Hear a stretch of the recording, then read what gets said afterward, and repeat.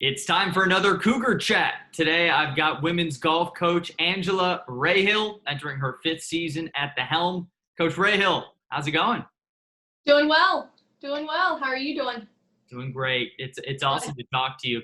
Now, I want to start by asking you, you're entering your fifth season, so you've been at it for a while now, running the Yep. golf program. What would you say is the number one difference between Coach Rayhill now, entering year five, and Coach Rayhill when you were a rook? Yes.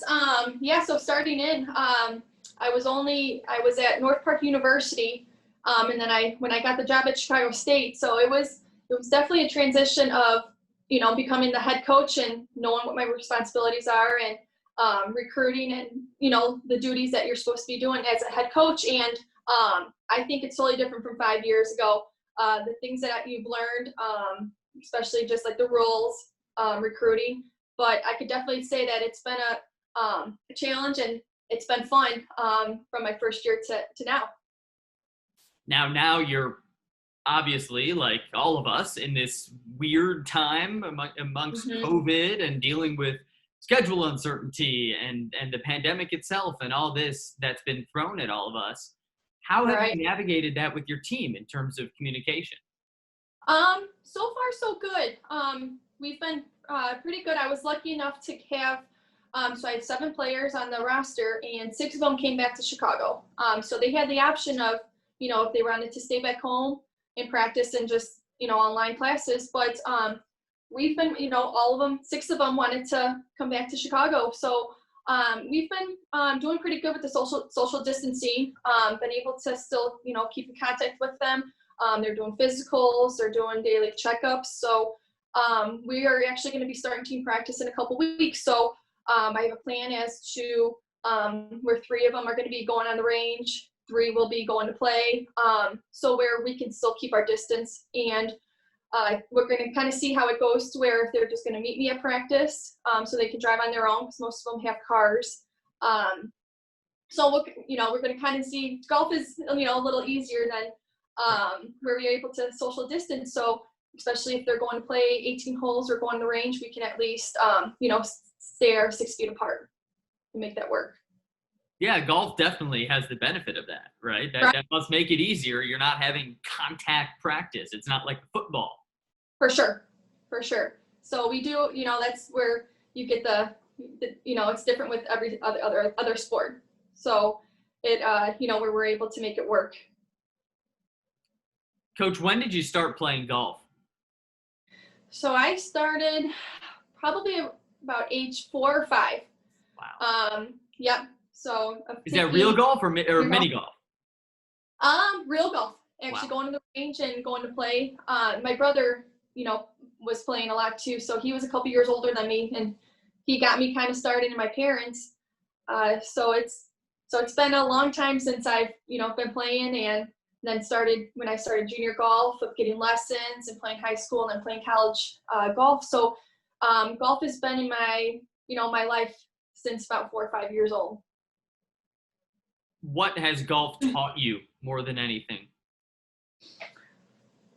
A lot of how many, of just getting recruited, of how many scholarships that are out there, especially being a woman golfer, and where you can shoot any score for the most part, and be able to go somewhere and play. I think it's fun of recruiting the women, where I was kind of helping out with both teams of both men and women. But I enjoy of the recruiting aspect and just building a team and trying to be as competitive as possible. Golf, in a lot of ways, is so different than so many other sports. We talked about from a COVID perspective why it's different, but also Mm-hmm. golf is so cerebral, right? So much of it Mm-hmm. is between the ears. What have you learned about that aspect of golf as a coach and as a teacher?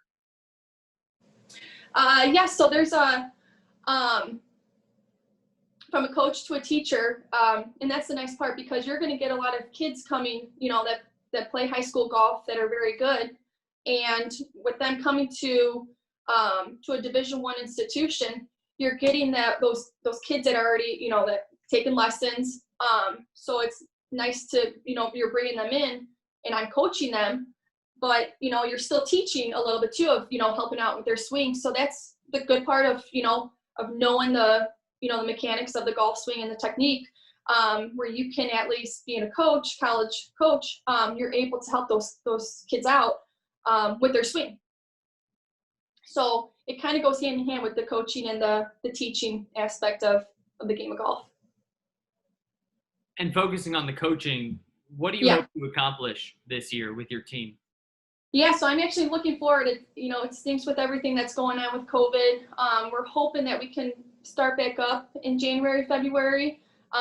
But, we're just taking a day at a time, and hopefully, things change and get better. Because I'm looking forward to this year. I have a couple new players on the roster to where we're going to be more competitive than what we've been. So I'm really looking forward to, competing. Wonderful. Well, hope you can be back out on the link sooner rather than later. Yes, for sure.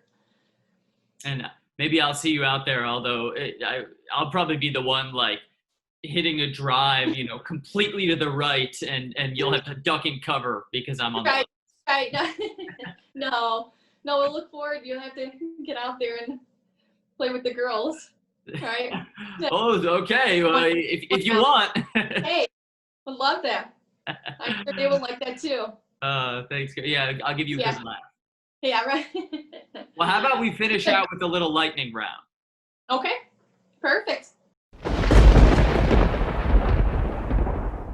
As a young child, what was your go-to cereal? Cinnamon Toast Crunch. Can't go wrong. No. What's the greatest invention of all time? I'm sorry?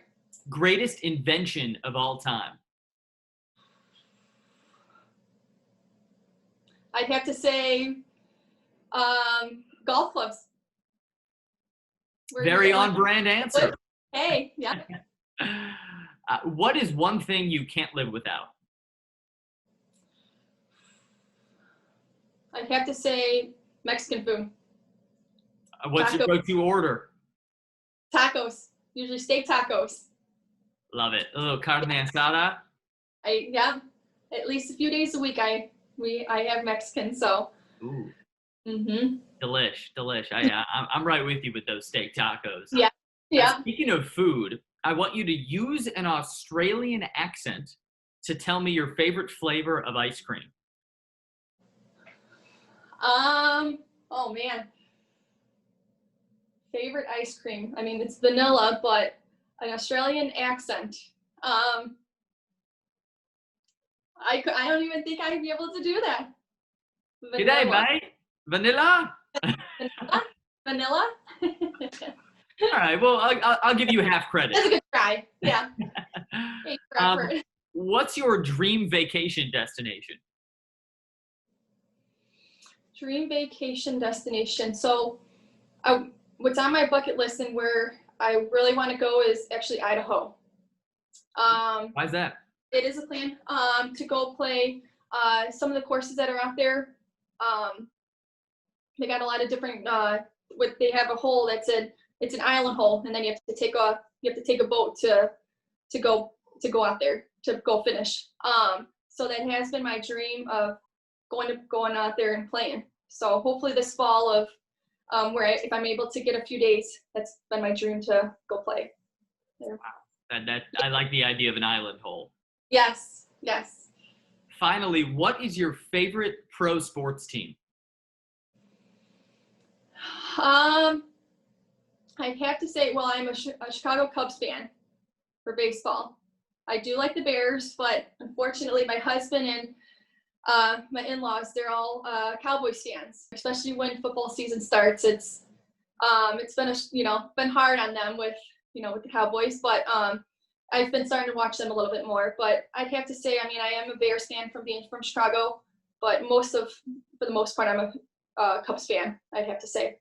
All right. Bear down. Yeah. All righty, Coach. Well, thank you so much for joining me today. Thank you so much for having me. It was a pleasure.